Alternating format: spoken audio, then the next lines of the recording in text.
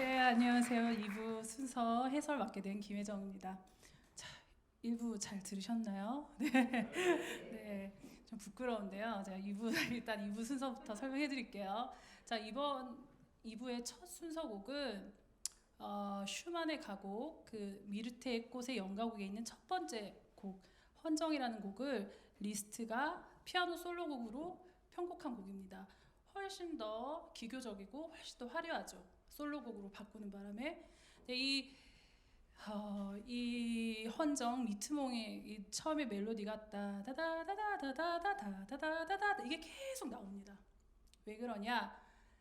이 곡은 슈만이 자신 결혼식 전날에 자기의 클라라, 자기의 사랑하는 여인 클라라를 위해서 헌정한 곡입니다. 그래서 여러분들 결혼하신 분도 계시겠지만 저는 그 어떤 느낌을 받냐면 결혼식에 신랑 신부 입장 전에 그 두근거림, 그 설레임, 그거를 슈만이 너무나 아주 섬세하게 잘 표현한 곡인 것 같은데요. 그래서 그 낭만 시대 최고의 작곡가 이 슈만의 곡을 또 낭만 시대 최고의 작곡가의 리스트가 화려하고 더 풍부하게 편곡한 곡입니다. 여러분 즐거운 감상 되시길 바랍니다. 감사합니다.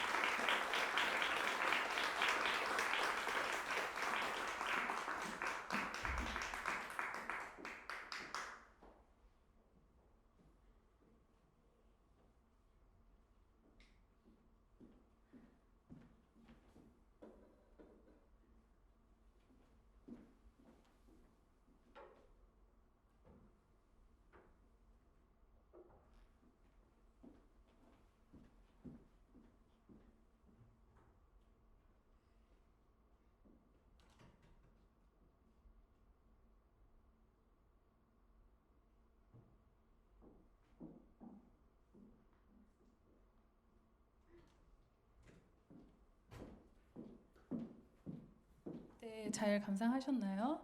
자, 제가 뭘 하나 까먹었어요, 세상에. 이 슈만 가곡의 이 가사가 굉장히 중요한데 이 가사를 까먹었어요. 이 가사를 조금만 설명해드리면 Du meine Seele, du meine Wonne 그래서 당신은 나의 영혼이고 당신은 나의 심장이고 당신은 나의 고통과 기쁨이고 당신은 나의 온 우주입니다. 이 내용이에요. 엄청나게 낭만적이죠. 자, 지금 이제 다음 들으실 곡은 바로 슈만의 아내인 클라라 슈만에 대한 가곡을 들으실 텐데요.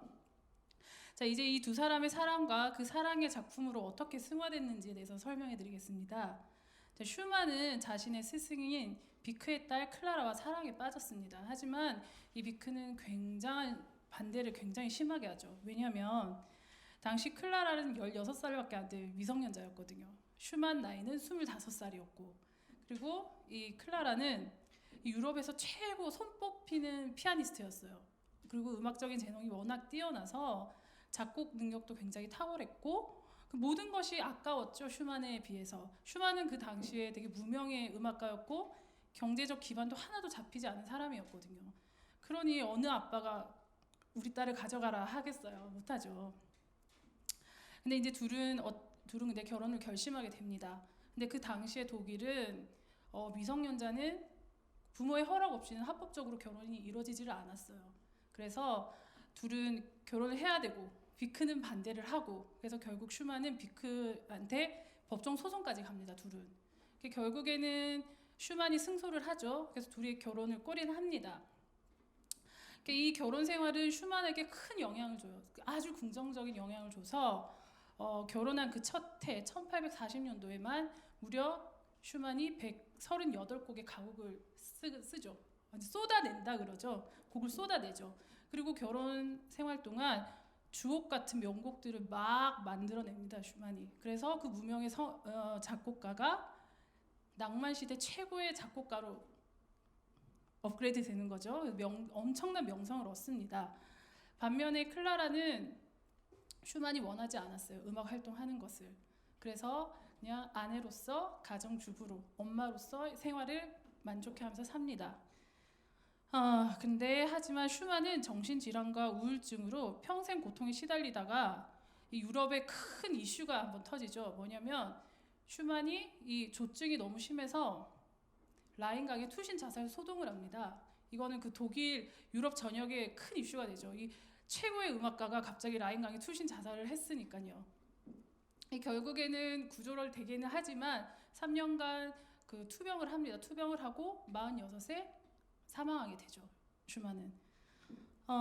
슈만 사망 후에 클라라는 가족 부양을 하기 위해서 이제 다시 음악가로 활동을 하게 되고 더 이상 작곡은 하지 않고 이전에 썼던 자신의 곡들과 슈만의 곡들을 편집하고 출판하는 일에 몰두를 합니다. 클라라도 77세에 뇌졸중으로 쓰러져서 결국 사망하게 되는데요. 최근에는 클라라 슈만을 음악가로서 역량을 재평가하는 일이 굉장히 활발하게 이루어지고 있습니다. 자, 오늘 들으실 클라라 슈만 가곡 두 개는 그 여성 작곡가의 특유의 섬세함과 우아한 리듬과 그 낭만적인 무드가 굉장히 잘 깔려 있으니 여러분 즐거운 감상 부탁드립니다.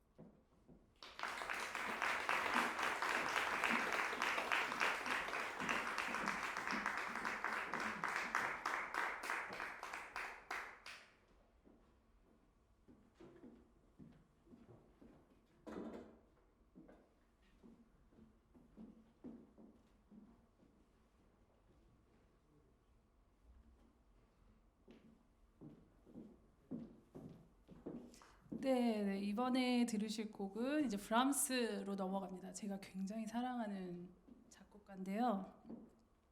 여러분 브람스 너무 잘 아시죠? 자, 브람스는 음악사에서 굉장히 중요한 음악가입니다. 왜냐하면 제가 조금 이제 어려운 얘기를 좀 할 거예요, 여러분. 자, 브람스는 고전주의 형식 체계를 지키면서 낭만주의 정서를 결합함으로써 어렵습니다. 여러분 잘 들어보세요. 고전파와 낭만파의 상호 모순적인 부분을 보완함으로써 고차원적인 음악을 만들어낸 위대한 음악가입니다. 어렵죠? 이게 무슨 말이냐면 고전주의는 굉장히 형식미를 중요하게 생각했습니다. 그런데 이 음악가들이 생각해보니까 이 형식미에 너무 갇혀 있어서 음악이 자유롭지 못하고 나의 상상을 마음대로 발휘할 수 없는 거야. 이 형식 때문에. 그래서 이거에 반기를 든 음악이 바로 낭만주의의 음악가들이에요. 근데 이 형식미, 이 고전주의 이 음악을 낭만주의 음악과 같이 융합을 시켰다니까 정말 대단한 거 아니겠습니까? 이것도 엄청나게 대단한 예술 작품으로 승화를 시켰으니까요. 그리고 이 브람스는 성격도 그렇고 음악도 그렇고 굉장히 보수적인 사람이었습니다. 그래서 음악의 형식미, 절제미, 그 다음에 음악의 순수성을 굉장히 추구했어요. 그래서 뭐 아까 일부에서 소개드렸지만 바그너 음악은 종합 예술, 총체적 종합 예술이라고 그랬잖아요. 근데 이 브람스는 오로지 음악만이 순수하게끔 저희 작곡을 해야 된다고 생각을 했어요. 그래서 수많은 작품이 있지만 오페라나 음악극 같은 극은 한 편도 없습니다. 오로지 성악곡은 가곡밖에 없죠. 그리고 이 브람스의 곡을 스트라빈스키는 이렇게 말하죠. 회색 음악이다라고 말합니다. 그리고 그 당시에 사람들은 브람스를 그을린 은이라고 말해요. 표현하기를. 왜 그럴까요? 여기서 질문을 하면 안 된다 그러던데 지금 코로나 때문에 질문을 하면 안 된대요 지금. 그래서 왜 그런지 제가 답해드릴게요. 왜냐면 음악 전체 무드가 우울해요. 그리고 어두워요. 그리고 좀 뭔가 애잔하고 뭔가 슬퍼요. 이 사람의 곡은. 근데 그 이유가 있겠죠. 이 이유를 알려면 이 사람의 사랑에 대해서 알아봐야 돼요. 브람스에게 붙여지는 수식어, 가장 유명한 수식어가 뭐냐면 평생을 독신주의자로 죽었다. 이게 이 사람의 가장 유명한 수식어죠. 그 다음에 한 여자만을 사랑한 순애보다. 그리고 그 여자가 바로 슈만의 아내 클라라 슈만이었습니다. 이제 연결이 되시죠? 2부 순서가 왜 이렇게 짜여졌는지 아시겠죠? 이제 이 두 사람이 어떻게 만났는지 설명을 해드리면 20살의 브람스는 그 브람스의 음악적인 재능을 알아본 슈만 부부가 제자로 받아들입니다. 브람스를. 그런데 이 두 사람은 제자를 뛰어넘은 관계가 되죠. 왜냐하면 그 세 사람 모두 음악적인 역량이 너무 대단해서 서로에게 존경심을 가지게 돼요. 제자와 스승의 관계를 뛰어넘은 관계죠. 그런데 이제 문제는 여기서 시작이 됩니다. 브람스는 20대 초반에 혈기왕성한 남자였고 그 다음에 클라라는 30 중반에 완숙미가 극에 달하는 그 아름다운 여자였거든요. 외모도 훌륭했고 그 다음에 지적 수준도 상당했고 그 다음에 음악적인 재능은 뭐 말할 필요도 없겠죠. 그러니 당연히 매력적이지 않았겠습니까? 브람스가 보기에. 그런데 제가 말씀드렸죠. 브람스는 굉장히 보수적인 사람이라고 자신의 감정을 숨깁니다. 그리고 부정해요. 이거는 사랑의 감정이 아니라 내 존경하는 스승의 아내한테 보내는 찬사다. 그 다음에 존경의 의미다. 사랑이 아니다라고 자기를 부정합니다. 그런데 이제 문제가 생기죠. 무슨 문제가 생기냐? 슈만이 그 라인강에 투신 자살을 하죠. 그리고 3년간 투병 생활을 합니다. 투병 생활을 하는 동안 이 클라라의 인생은 암담하기 그지없죠. 왜냐하면 일단은 생활고에 시달리고 그다음에 6명의 아이가 있었어요 그때. 그리고 뱃속에도 아기가 있었어요. 그러니까 먹고 살 길이 막막했던 거죠. 그리고 남편의 건강은 계속 악화되고 제가 사경을 헤맬 정도이고 이 소식을 들은 브람스는 한 걸음에 찾아옵니다. 클라라 슈만에게. 그리고 그 사람 아이들을 자기 자식처럼 돌봐줘요. 그리고 아주 물질적으로도 굉장히 많은 지원을 해줘요. 그리고 이 클라라의 마음도 굉장히 많이 위로를 해줍니다. 그러면서 이제 브람스는 알게 되죠. 이거는 사랑이다. 다시 숨길 수 없는 내 감정이다. 그리고 그녀 없이는 나는 절대 살 수 없다. 이 지경까지 나는 와버렸다. 이렇게 생각을 하게 되죠. 그리고 클라라에게 편지를 씁니다. 어떤 사랑의 표현보다 어떤 세상의 그 수많은 사랑의 말도 내 마음을 표현할 수 없다라고 말해요. 클라라한테. 예, 직설적으로 굉장히 고백도 했지만 클라라는 브람스에게 이렇게 얘기하죠. 내가 당신에게 줄 수 있는 거는 모성적인 우정밖에 없다. 나는 평생 슈만의 아내로 죽겠다. 그리고 거절을 합니다. 그런데 브람스는 떠나지 못하죠. 그리고 평생 죽을 때까지 클라라 옆에서 클라라를 보호하면서 사랑하게 됩니다. 클라라가 77세에 그 뇌졸중으로 쓰러지죠. 그리고 세상을 떠나게 되는데 그때 브람스가 이런 말을 남겼다고 합니다. 나의 삶의 가장 아름다운 체험이요, 가장 위대한 자산이며 가장 고귀한 의미를 상실했다. 이렇게 말했다고 하네요. 그리고 바로 1년 뒤에 같이 브람스도 세상을 떠나게 되죠. 자, 이제 들어보실 곡은 5월 밤이랑 For Navigative, 영원한 사랑이 가곡인데요. 이 가곡은 슬래브 색채가 강한 곡으로 슬픔과 감미로움이 적절히 섞여 있고, 그 다음에 브람스 특유의 화성적인 표현이 아주 잘 되어 있는 곡이고, 제일 마지막 곡, 이 곡이 오늘 2부의 핵심입니다. 이 제목은 오 죽음이여 너는 얼마나 괴로운가. 이게 4개의 엄숙한 노래의 3번째 곡인데요. 이 3번째 곡을 연주할 때 브람스가 울먹거리면서 연주를 했대요. 그게 왜 그러냐면 이 곡은 클라라가 뇌졸중으로 쓰러졌다는 얘기를 듣고 브람스는 직감합니다. 아, 못 살겠구나. 이제 정말 떠나는구나. 그리고 바로 이 곡을 썼다고 그래요. 그리고 이 연가곡을 발표를 했을 때 자신의 63번째 생일, 64세에 죽었거든요. 브람스가 자기 죽기 바로 직전의 생일에 이 곡을 발표합니다. 그래서 브람스 친구들은 이거는 클라라를 위한 진홍곡이다 이렇게 생각을 했는데 브람스가 이렇게 말했다고요. 나를 위한 선물이다 이 곡은. 되게 아이러니하죠. 근데 뭐 해석이 하기 나름이겠지만 제 생각으로는 평생을 사랑하는 여자를 떠나보내야 되는 이 남자의 심정이 어떻겠습니까? 그래서 이제 자기한테 위로를 하는 거죠. 이 죽음은 세상이 끝나는 게 아니라 천국의 문을 여는 새로운 세계니 너무 슬퍼하지 마라. 그녀는 기쁨으로 가고 있다. 그러니 너는 슬퍼하지 말고 잘 살아라. 이런 자신의 위로곡이 아닐까라는 생각이 듭니다. 자, 지금 이제 여러분 이제 마지막 이 3곡 브람스의 곡, 이 잔잔한 우울감을 함께 만끽하시기 바랍니다. 감사합니다.